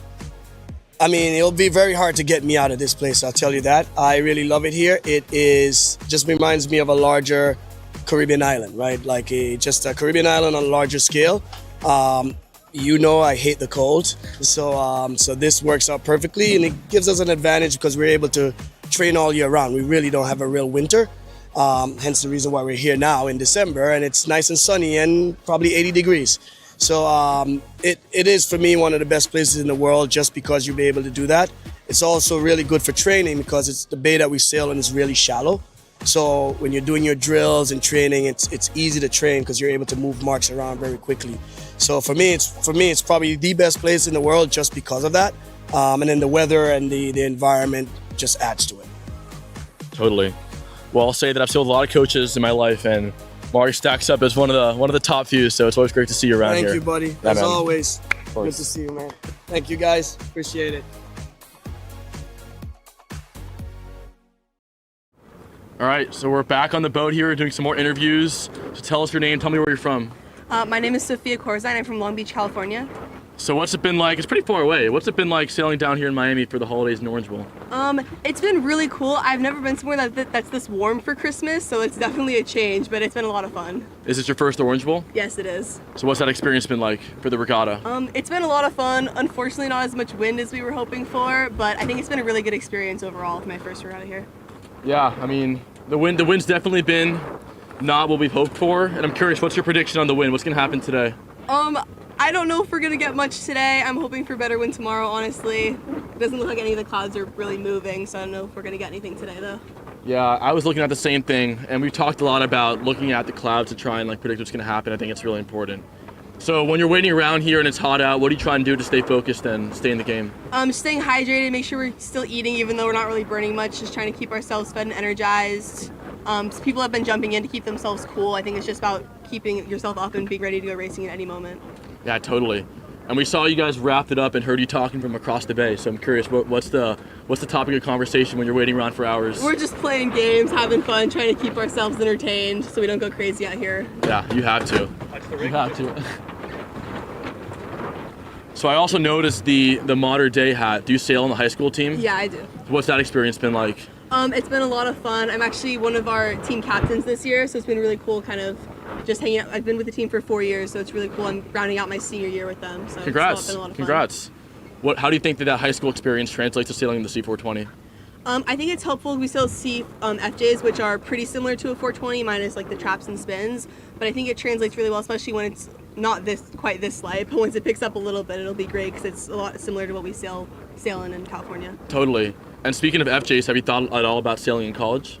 I haven't committed anywhere yet, but I'm still trying to kind of figure out what's going on there. Nice. Do you plan on attending college night tonight? I do. I think I'm going to stick around because my sister's planning on attending as well. Nice. So. Yeah, you totally should come. We've talked a lot about it, and I think it'll be a lot of fun. Yeah. So, are you a skipper or a crew? I'm a crew. So, what's like the biggest part of being a pairing in a boat? What's the most important part of being a good partnership? I think the most important part of being in a good partnership is communicating with your partner. Whether you're winning the race or you're third to last, I think it's important to keep the communication going and just kind of keep racing like you're always in first, because it's the only way you can ever catch back up. Yeah, totally. I mean, always gotta stay in the game. But yeah, I mean, look, best of luck to you. Maybe we can get some more interviews here on the boat. We can see if anyone else is here available. You want to hop up? You want to hop up here? Why don't we get the ladies to just push that boat out? Lauren, you want to come over? So we're trying to get someone else to come in here and get back on the camera. But thank you for your time, and we'll keep our fingers crossed, and I'm hoping that y'all will get some more racing in. Thank you. Here you go. Awesome. So tell me your name and tell me where you're from. I'm Lauren Howe, and I'm from San Diego, California. Nice. So similar question. Is this your first time in Miami, first Orange Bowl? What's the trip been like? This is my first Orange Bowl, but I've sailed in Miami for a while. I just visit here kind of frequently, but yeah, my trip's been good. It's obviously like pretty light. The practice days, it was like nuking, so I got really excited, but yeah, it's been pretty dead.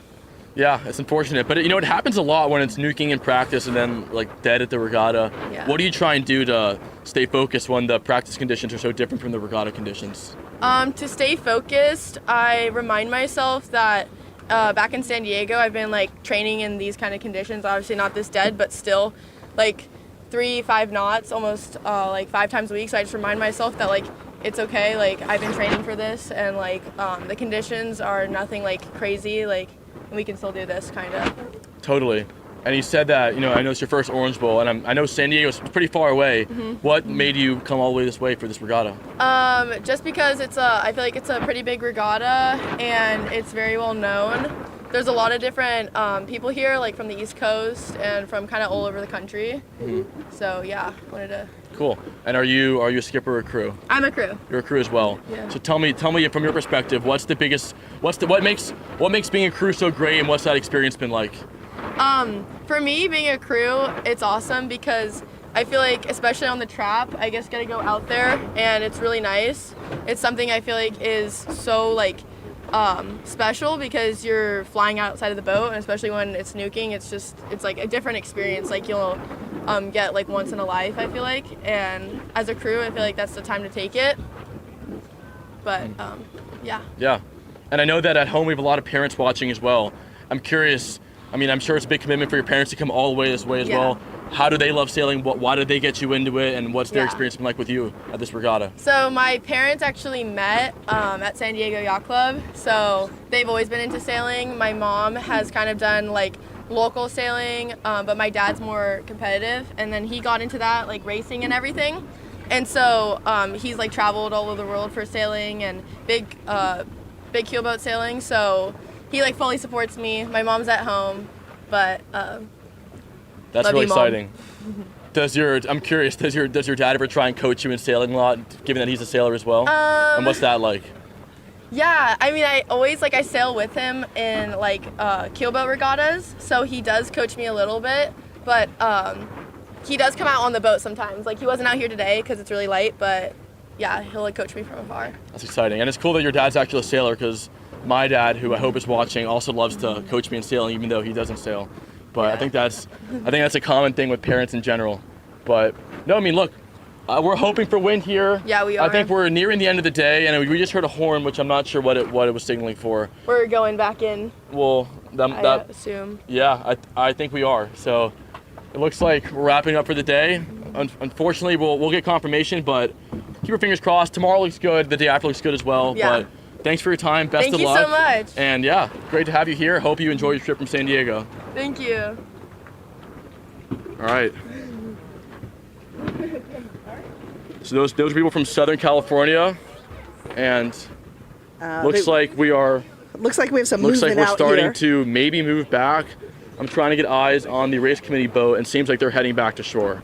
So looks like racing might be done for the day.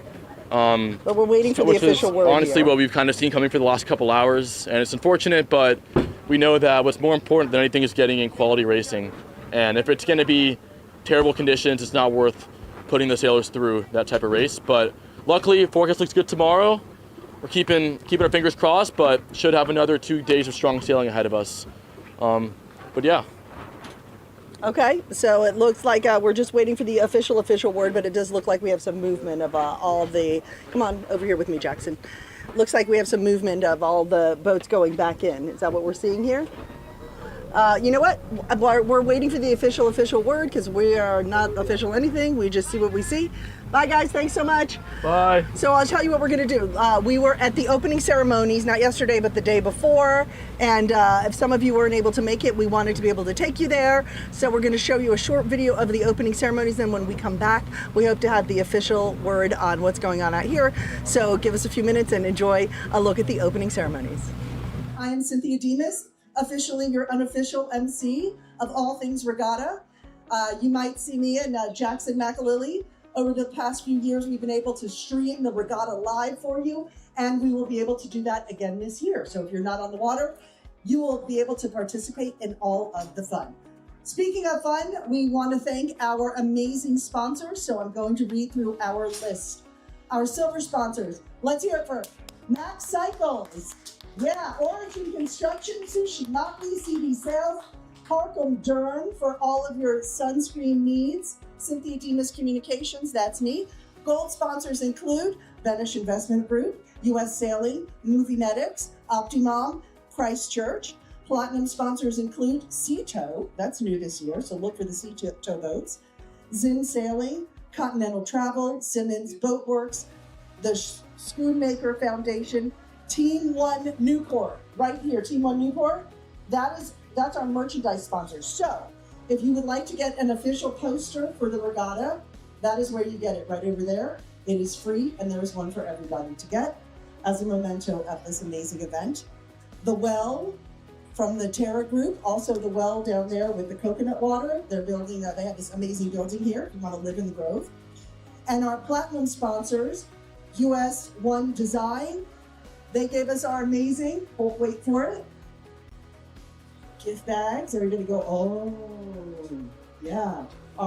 Thank you. Our gift bags, our swag. When you check in, you get this. So thank you to US One Design. Our phenomenal, come forward. This is your cue, guys. Come to the front here and take a bow. Let's hear it for the Orange Bowl Committee.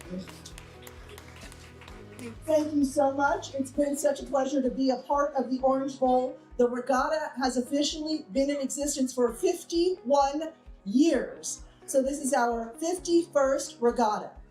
And of course, we want to have our amazing Commodore come say a few words, and then I will introduce to you our title sponsor. So first, let's have Commodore Jim Hartenstein. Good afternoon. You know, it's an honor to have you all here. As Cynthia said, we've been hosting this event for since the 70s, and it really has turned into an outstanding thing. I know there's a lot going on, so all I want to do is welcome you to Coral Reef. And again, it's an honor to have you all here. Thank you very much and welcome. Thank you, Commodore. And now it is my pleasure to introduce to you our title sponsor, which is TUUCI, as you can see right here. Let's give it up for TUUCI.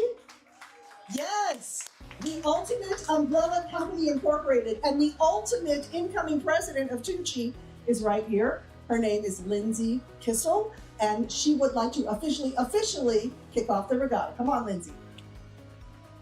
Thank you, Cynthia. Thank you, sailors. We're so glad to have you all here. It's an incredible, incredible event. I mean, there's no other way that you can spend a week sailing under the sun in South Florida with, 700 sailors coming from all over the country and all over the world.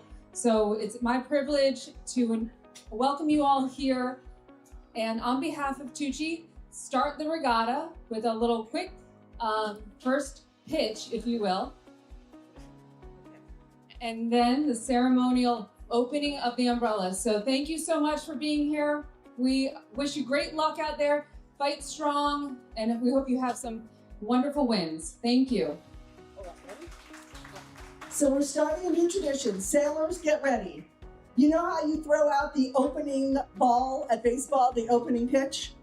Okay, so to make things official, we're going to throw out, Lindsay from TUUCI will throw out the first pitch. In 3, 2, 1, pitch, and let the regatta begin. Yay! Congratulations. And now to continue our official opening ceremony, Lindsay, we are going to have the umbrella opening.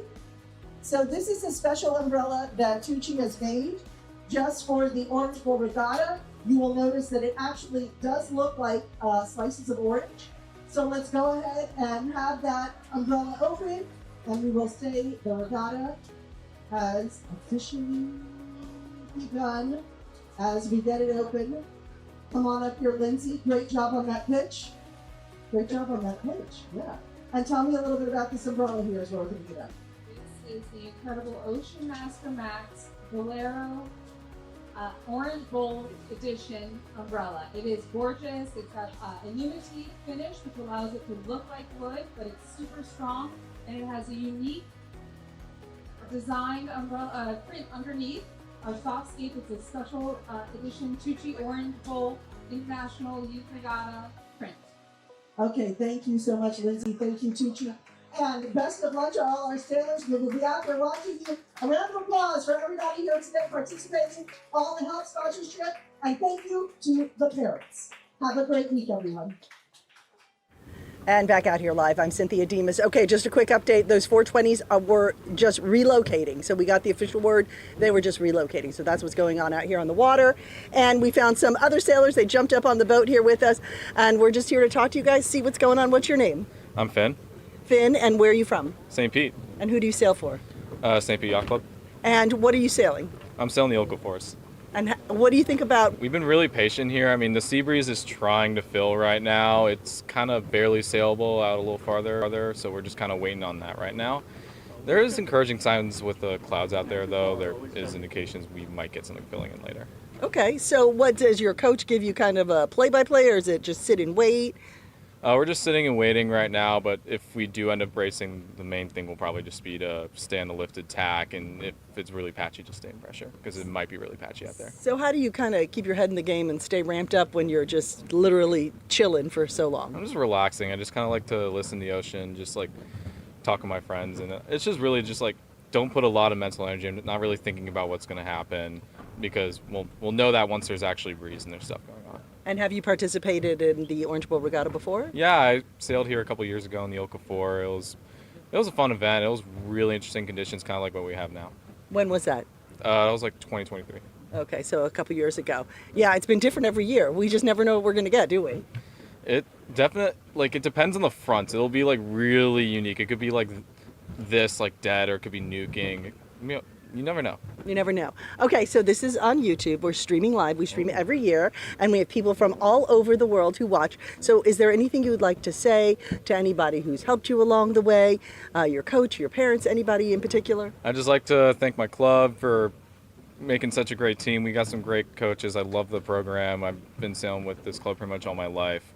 And yeah, I got them to thank. And thank you for my parents for taking me out here. This is kind of like a last-second suggestion to even do this regatta. And honestly, I'm really happy I made that choice. So. Well, we're glad you're here, and we hope you come every year. Thank you. What year are you at school? I'm a junior. Okay, all right. So hopefully you're back next year. Yeah, I'll be back here in a radio, hopefully. All right. We hope so. We hope so. And Jackson, I'm going to toss it over to you and see what you got going on. What's up?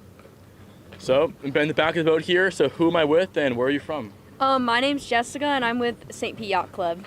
And what boat are you sailing? I'm sailing the Laser 4.7. So is this your first Orange Bowl, or have you done a few so far? I've done a few, so this is actually my 5th Orange Bowl. Your 5th Orange Bowl. Is this your first in the Okafor, or have you done Opties, or what boats have you done? Well, I did Opties here for 3 years, and then this is my 2nd year in the Okafor. Wow. So what was the biggest part of the transition between the Opti and the Okafor? I would say that it was just pretty much like a different boat. It was a lot bigger, or it is a lot bigger, and it took me a little bit longer to like get used to, especially since my first Orange Bowl in the Okafor, it was like 20 knots. So it was definitely like hard to get used to like the heavy wind and actually having to hike out really hard. So speaking of the wind, I mean, what do you think is going to happen today? What's your prediction on what's going to happen? I think that the sea breeze is going to try to fill, but I think it's going to struggle a little bit, or at least come in really late. And I think we're going to have breeze tomorrow morning, but I don't really see it filling too much today. We've had a couple like attempts, but it's all just kind of like glassed off as it got later. So when it is this light, what do you think is the most important part of still being competitive on the course? Probably just like staying active, just keeping like a good mindset that you know like you are gonna get a race off. Definitely just tuning your boat speed any chance you get. Maybe like if you have like a puff that's sailable, just like getting back in that mindset of we are gonna race, and just definitely hydrating so that you don't really get tired or wiped out. Yeah, and there's also a lot of chop out here too, which we've noticed. How do you deal with that in the light wind?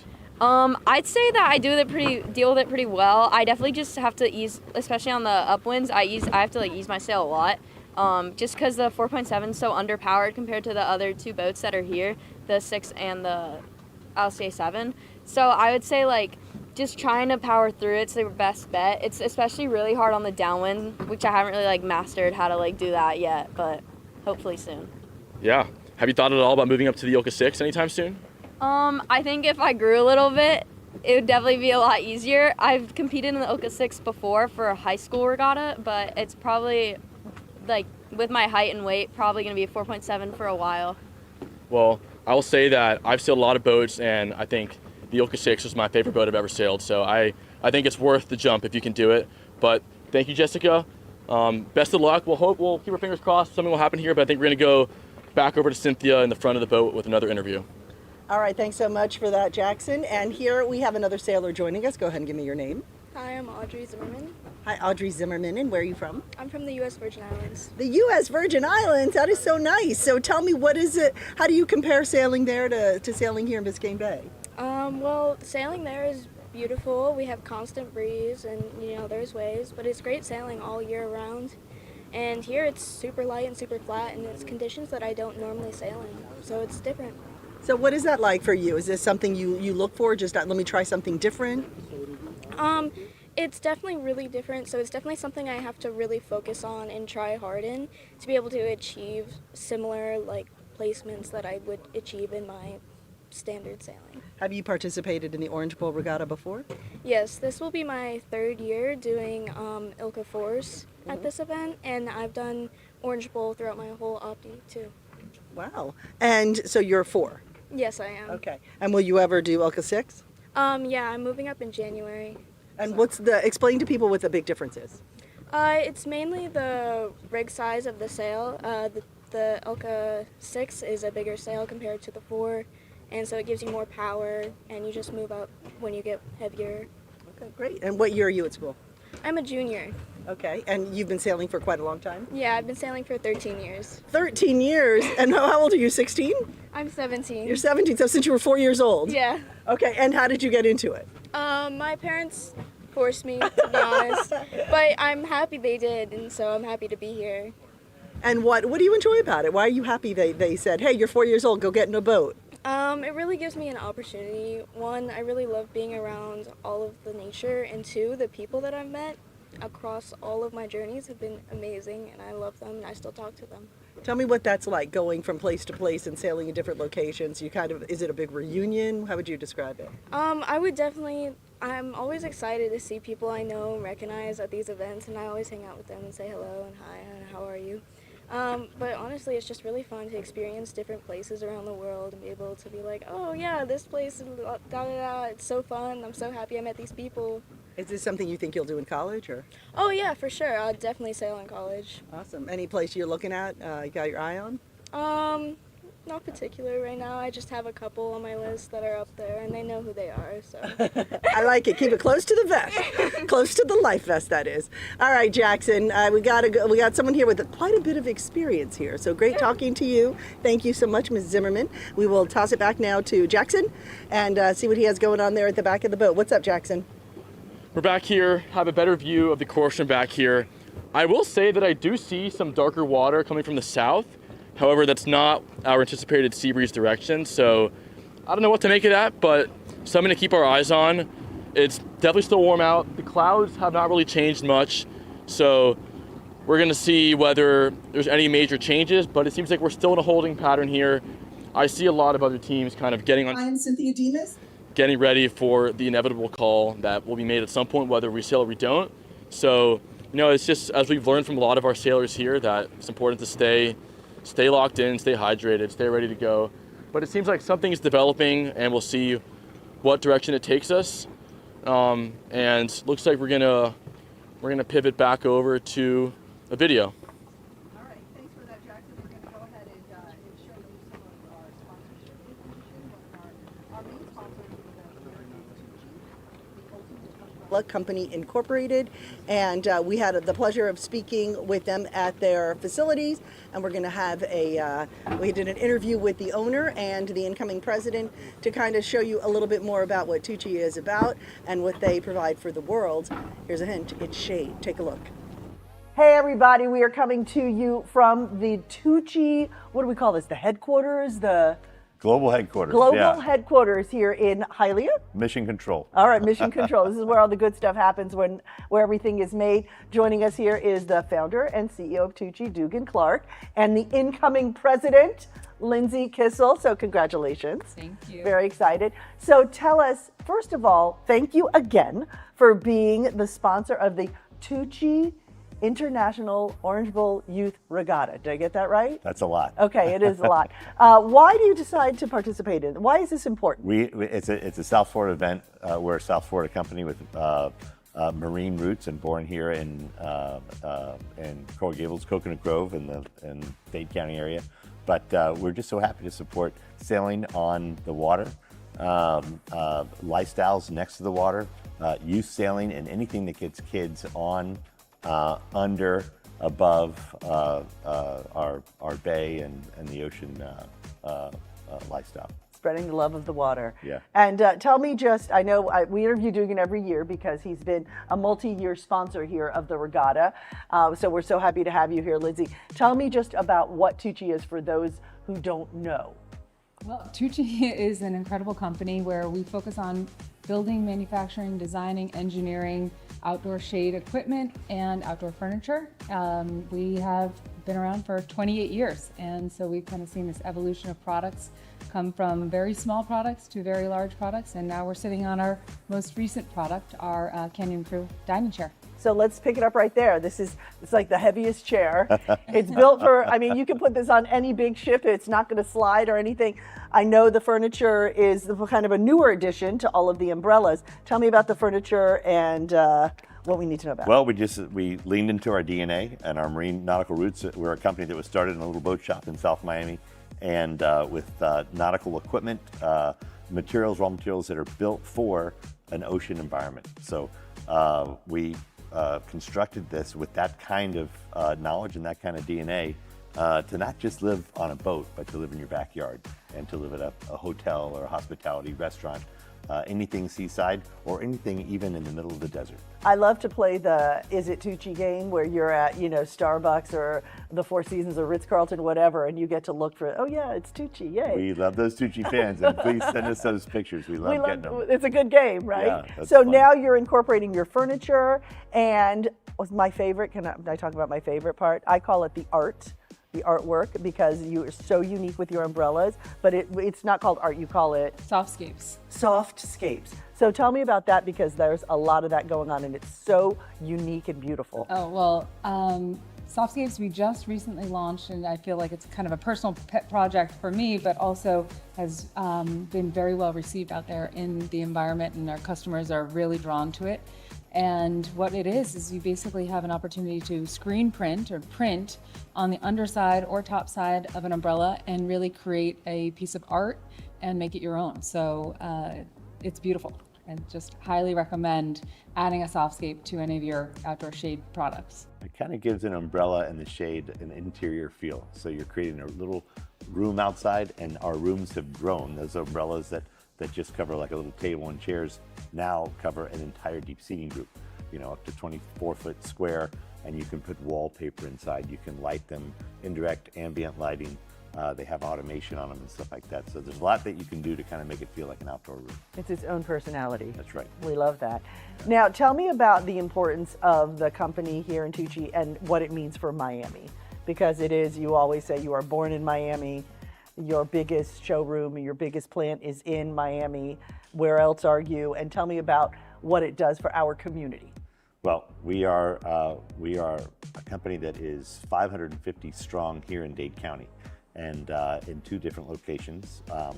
And so we're a large employer, and we employ every bit of the economy here, from engineering and administration, IT, industrial design, marketing, you name it, we've got it here. We have internships actually with both high school and college kids. Nice. That come through and can kind of do a rotation and get a little bit of the flavor of what the total economy represents, from manufacturing outside and drilling, milling, engineering, and working with your hands, all the way through to the creative parts of our business, and photography, graphic design, things like that. So you're going to have every sailor now looking for an internship. Bring them on. We hey, love Mr. it. Clark, I'd like to work at your place too. They bring a wonderful, heartbeat to the company. And that's so nice. I actually did ask Dugan one time about my niece might need an internship. He's like, the answer is yes. So that's always nice to hear. You're always so supportive of all the kids here and everything. So brag a little bit about your incoming president. Tell me about her. Well, she has been a right hand for me for 13 years, going on 14 years, and started in sales. We met through mutual friends here in South Florida, which a lot of the company comes from different contacts, personal contacts. But started in sales and then sales management, worked her way into product development and running our product development for the last 5 years, which has seen an explosion of new stuff, from furniture to planters to space making items, the explosion of products that we have in umbrellas and even shelter. We make pergolas and cabanas, and so we've expanded our capabilities and the design of what we're doing in 3 distinct categories now to kind of become more of an outdoor lifestyle company, an outdoor lifestyle brand. So Lindsay's been at the helm of that, and we keeping her busy. I'm just hoping that I can hang on to her coattails at this point. But all of the success we've had there and with her teams and have resulted in her ascending to become the president of the company. Woo! I love the female president. You hear some work going on behind us here. That's good. That means right on cue. Making stuff. That means we're making stuff. I know, right. that's music to our ears here, because it means that the work is happening here. So what now, Madam President? What is next? What's the plan? Give me the 5-year, and hopefully the Orange Bowl is a part of it. Well, I think Orange Bowl will certainly be a part of it. I think we really love that sponsorship. Obviously, being close to the water, close to our roots is really important to us, and giving back to that community and kind of understanding how kids get involved in sailing and introducing them to that. But for the company, we've got a long road ahead of us as far as opportunities that are right at our doorstep. What do you do in that space? So that's our M32 program, and that's a specific class of boat, a catamaran, very fast, very agile, and we were really pleased this summer. It's the regattas travel between Italy, South Florida here in Dade County, out of Shake a Leg Sailing Center that we support as well, and Rhode Island, or Newport. So last summer we won the North American Championship for that class of boats, which was great. And we just competed for the World Championship here, which just passed just before Thanksgiving, and we got 2nd place, which we're thrilled about doing. It's a really great group of sailors. It's a great, the M32 team and manufacturing partners there that make the boats and they're so supportive of that class, obviously, and it's just it's a nice extension of what we do. We can get our clients, our crew members here involved in it, take them out for rides, bring them close to sailing, and get to have an idea of what we do. What the roots are. What marine rigging is, and that boat and that vehicle conveys that very well. Very fun. Well, we know everyone's having a great time on the water. Hopefully the weather's going to hold out. Last year was a little bit of everything. So thank you so much for allowing us to come in here and have a conversation with you, and also for supporting the Orange Bowl Regatta every year. It wouldn't be the same without you. Thank you for bringing us into the TUUCI world and sharing everything you have with us. Thank you for being here, and we appreciate it. Thanks, guys.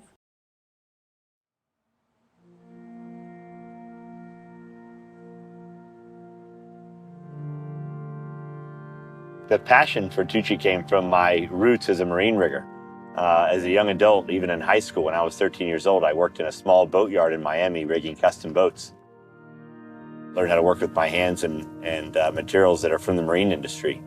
So when I had the opportunity to begin a company making umbrellas, I went directly to the boatyard that I started my career at, talked to my mentor, Fred Herman, and I said, hey, how'd you like to start an umbrella company here?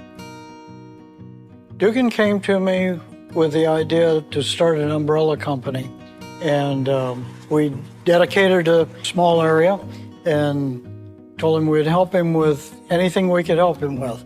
I woke up one day with an inspiration to create a durable product, and it was just fun from day one, and it's continued to be fun since then. You are on vacation when you're actually experiencing one of his umbrellas. And an umbrella really is probably a shallow term. It's really a shade architecture or an architectural structure or an art object or a sculpture. I think the thing that inspires me most is the natural world, the environment that we live in and the environment that I grew up in here in Miami. Certainly the influences from a life on the ocean can be seen in all of our products. From the anodized aluminum and stainless steel components and polymer components that don't oxidize in this environment, to the actual design. Everything is pulled from the environment that we're in. Organic shapes, organic functionality.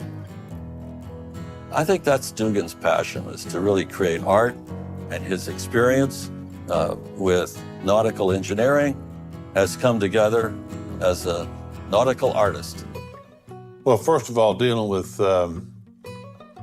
Dugan Clark is oftentimes almost impossible. And the reason is because he's such a fanatic for the eye of the detail. And being in Miami is, quite frankly, unique because all of those cultures come together and form the innovation that is needed. Every dealer, every rep that we have around the world is a reflection of our culture, and we are a reflection of their personal culture. It's a very symbiotic relationship. It's one that I never knew could happen or existed, and I'm so pleased and surprised that we have been able to establish those connections. Outside of TUUCI, I hope I'm the same person that I am inside of TUUCI. I am what I am. I'm a passionate entrepreneur. I'm a passionate sailor, boater. I'm a passionate family man. I'm a passionate friend. And I hope to share all of those passions with every new person I meet. It's a pleasure to be here on this planet.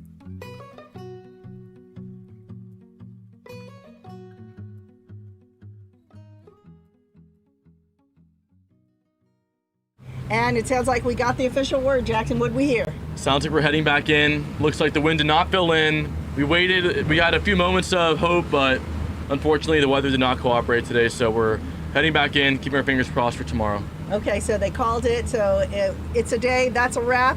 Tonight, college night? Yep, college night will be at 6 p.m. at Kennedy Park, which is right next to the U.S. Sailing Center in the public park. There'll be a tent there with a lot of coaches and sailors from different universities across the country, so come check it out. It will be great to talk to everyone and answer all your questions. All right, and tomorrow is another day. Tomorrow is day 3 of racing. We will be back out here. We are optimistic. We are going to see some racing tomorrow, and we definitely hope that you will join us. But for now, I'm Cynthia Demas. And I'm Jackson McAlilly. And we'll see you tomorrow.